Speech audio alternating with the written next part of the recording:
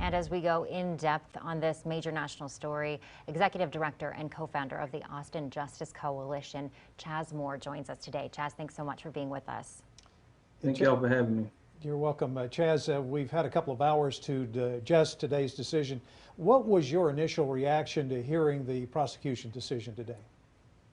I think if I can be quite honest, I think a little foolishly, I was disappointed.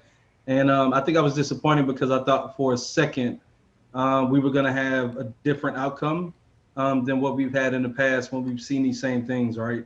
But I think as I sit back in reality, and I just kind of recenter in the reality that is this current United States of America, I'm not disappointed, right? Like I think many Black Americans were hoping for a different outcome, but I think this is right. I think this is part of the course for how the justice system reacts to these type of situations. So it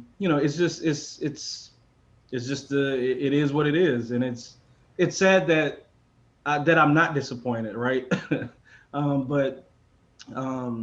Yeah, until we get the changes we need on a larger scale, I think we'll just keep seeing decisions like this be made. And Chaz, the memory of Breonna Taylor became sort of the rallying cry the last several months from celebrities and pro athletes. How do you think this decision today might affect that movement going forward? Do you think it's going to fuel it or take a little bit of the fire out of it? I think, or at least I hope that this becomes fuel for people. I hope people understand that you can't let the bad moments like this stop you. It can only be fuel. Like, we need more people to get involved. We need more people to join the front lines as we fight for a better and more just and equitable world. So I think people should take the day and do self-care, whatever they need to do, and deal with their moments and deal with their feelings.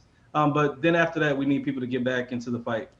I know there are some gatherings planned for Austin today. What would be your message to the demonstrators who go out there? Just be safe. Like, I think we need more people to be in the streets. I think we should honor Breonna Taylor and her family by making sure people don't forget her name. So, I'm proud of anybody that's going out into the streets today. And maybe I'll join them if I feel a little bit better.